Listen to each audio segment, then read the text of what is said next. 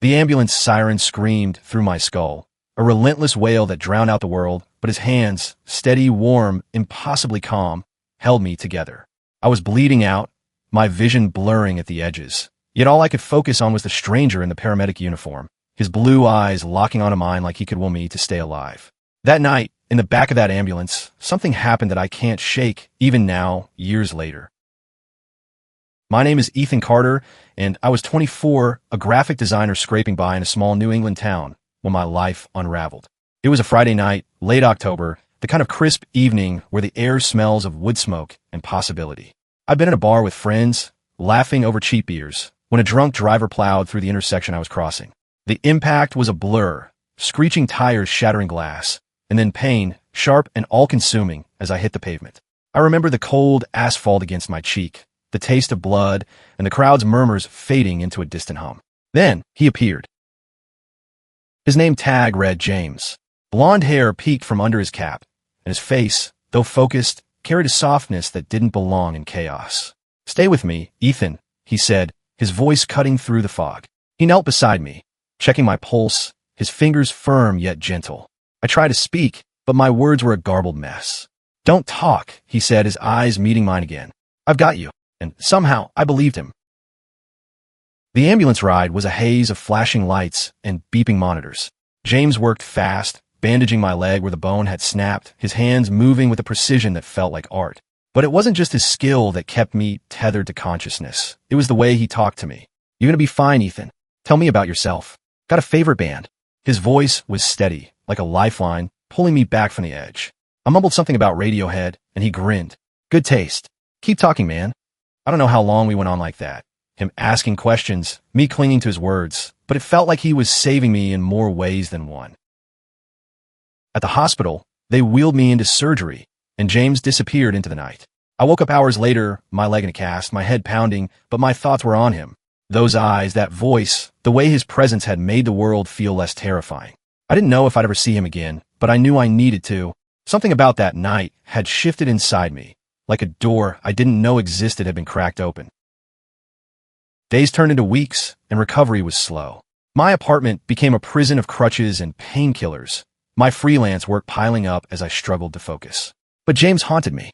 I'd catch myself replaying his words, his touch, the way he'd made me feel safe when everything was falling apart. I wasn't out, not to my friends, not to my family, not even to myself, really.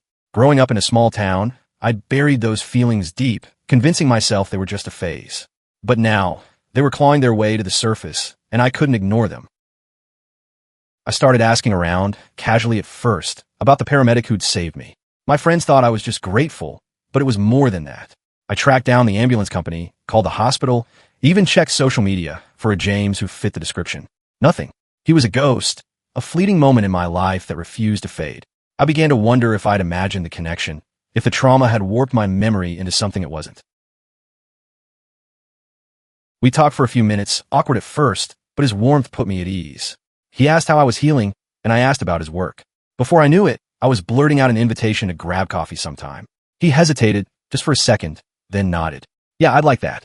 He scribbled his number on a scrap of paper and handed it to me, his fingers brushing mine. That touch sent a jolt through me, the same one I'd felt in the ambulance. That night, I lay awake, staring at his number, my thumb hovering over my phone. I wanted to call, but fear gnawed at me. What was I doing? I wasn't ready to face what this meant, not in a town where everyone knew everyone, where whispers spread faster than wildfire. But I couldn't let this go. James had saved my life once, and now, maybe he was about to change it. I called James the next day, my heart pounding like I was back in that ambulance. He answered on the second ring, his voice warm and familiar, and we set a time to meet at a local diner. The place was a relic, greasy spoon, checkered floors, and a jukebox that hadn't worked in years. But it felt safe, neutral. I arrived early, crutches and all, and when he walked in, wearing a flannel shirt and jeans, I forgot how to breathe for a second. We talked for hours, the conversation flowing like we'd known each other forever.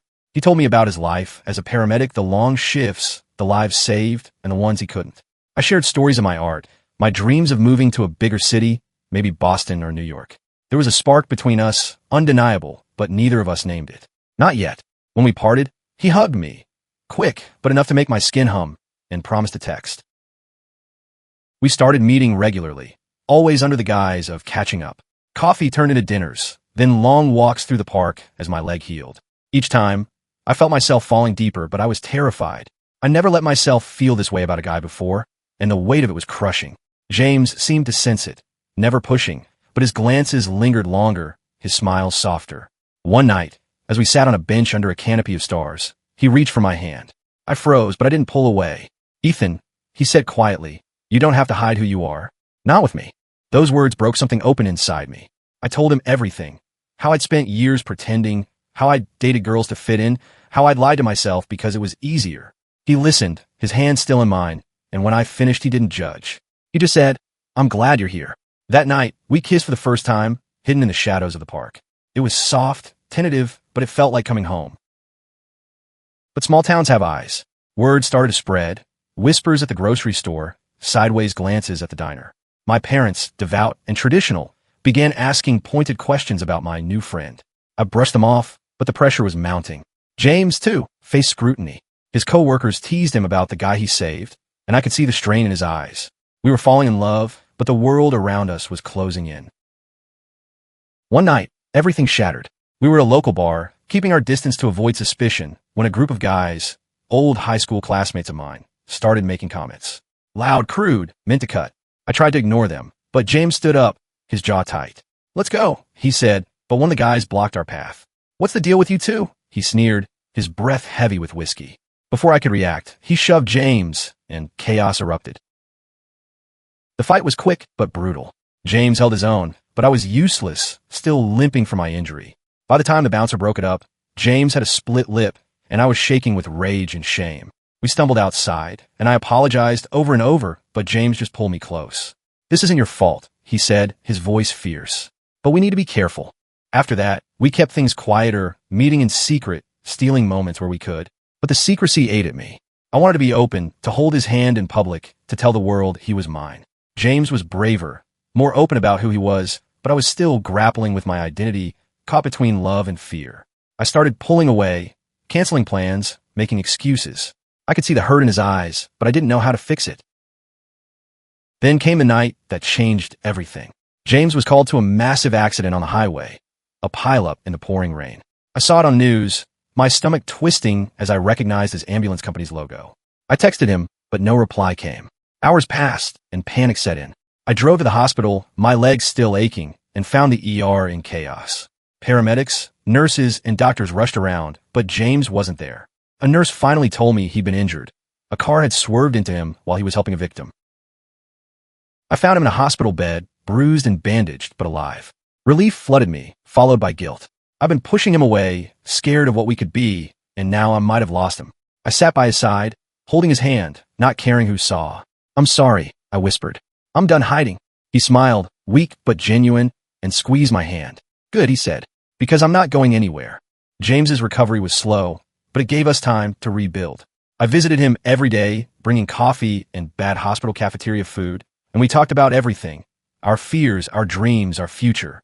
For the first time, I felt like I could be myself, no masks, no lies. But the world outside the hospital wasn't as forgiving. My parents confronted me after someone saw me with James at the hospital. "Is there something you need to tell us?" my dad asked, his voice heavy with disappointment. I froze, the words stuck in my throat. I wasn't ready to lose them, but I couldn't lose James either. I told him the truth, my voice shaking. "I'm in love with James."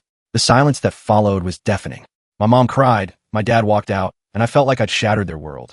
But James was there, holding me up like he had that first night. "You did the right thing," he said. "Give them time." I wasn't so sure, but his faith kept me going.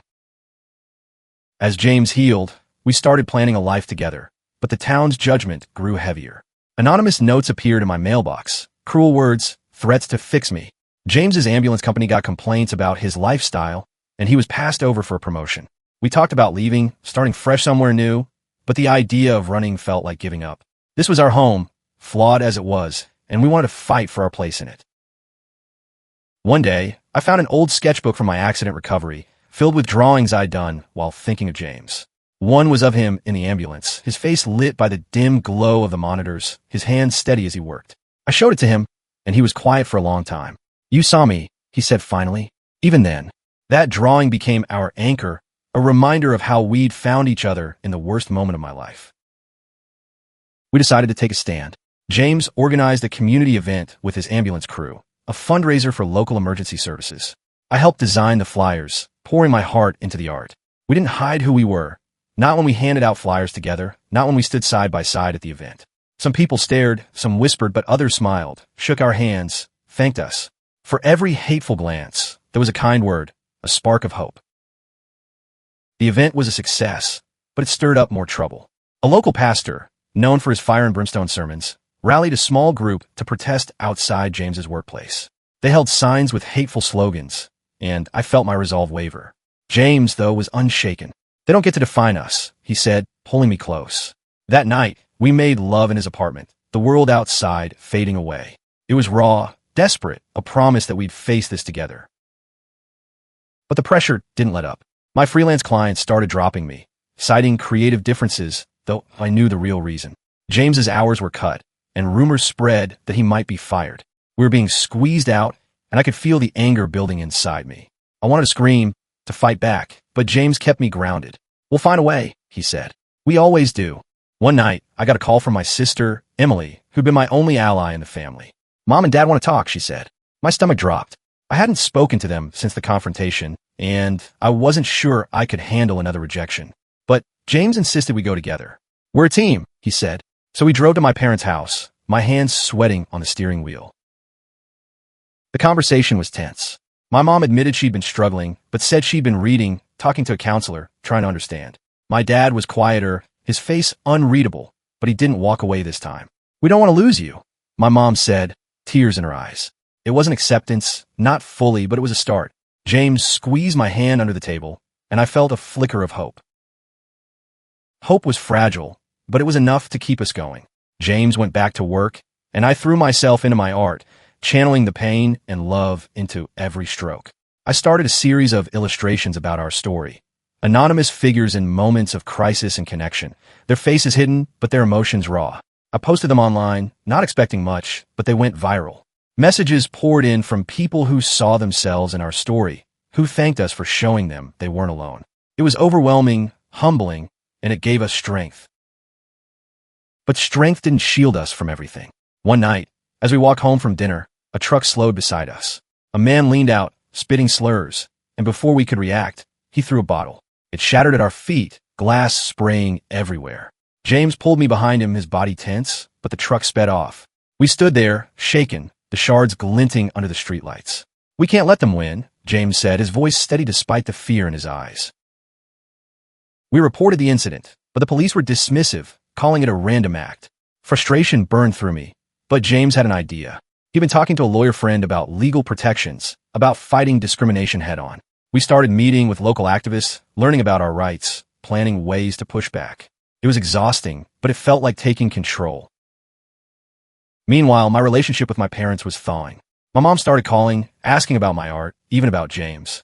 My dad was slower, but one day he showed up at my apartment with a toolbox, offering to fix a leaky faucet. We worked in silence, but it was the most time we'd spent together in months. Before he left, he hugged me, stiff but real. "I'm trying," he said. It wasn't perfect, but it was progress. James and I began dreaming bigger.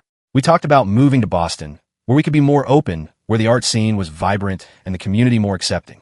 But leaving meant abandoning the fight here, and neither of us was ready to do that. Instead, we doubled down. I organized an art exhibit at a local gallery, showcasing my series about our love and struggle. James spoke at the opening, sharing his story as a paramedic and a gay man, his voice steady and proud. The turnout was bigger than we'd expected. Friends, strangers, even a few faces from the fundraiser. Not everyone was supportive, but the ones who made it worth it. Then came the call that tested everything. James's boss pulled him aside and gave him an ultimatum: tone down his personal life or lose his job. It was a punch to the gut. Paramedic work was James's calling, his way of giving back. Losing it would break him.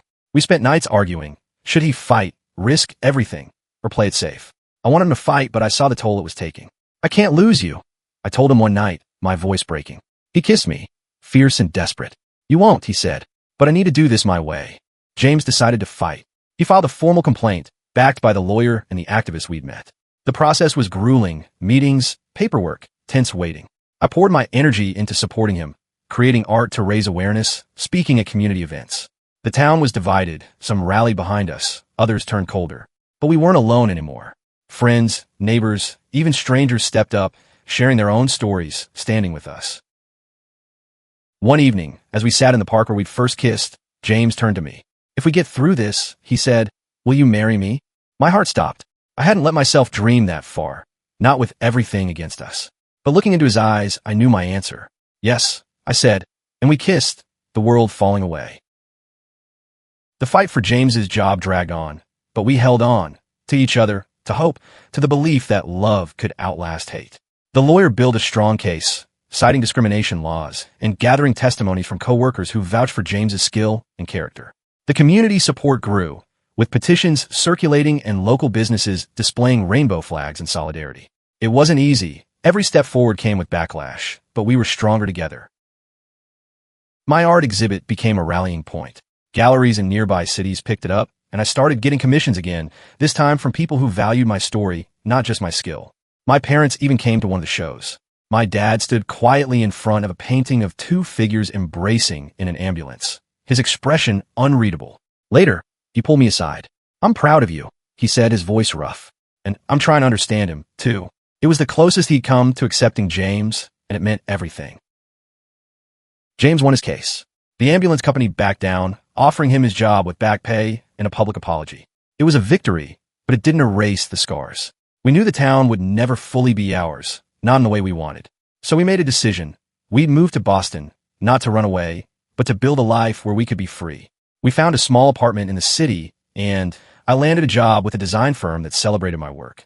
James joined a new ambulance crew, one that welcomed him as he was. The day we left, our friends threw us a going-away party in the park. There were tears, laughter, and promises to visit.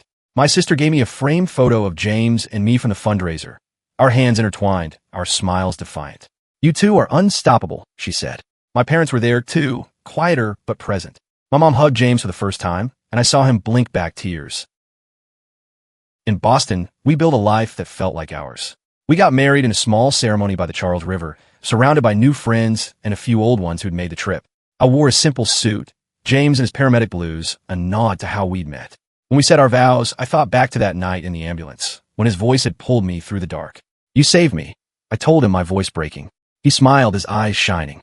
We saved each other. Years later, I still think about that night. The siren, the pain, the way James's hands felt like a promise. I carry it with me, not just in the scars on my leg, but in the life we've built. We volunteer with local LGBTQ groups, sharing our story, helping others find their way. My art still tells stories of love and struggle, and James still saves lives, one call at a time. The world isn't perfect. There are still fights to be fought, hearts to be changed, but we face them together. That feeling from the ambulance, the one I can't forget, it wasn't just survival. It was love, raw and unshakable, born in crisis and forged through fire. It's the feeling of James's hand in mine, of knowing we're enough, just as we are. And every day, we choose to live it, unapologetically, forever.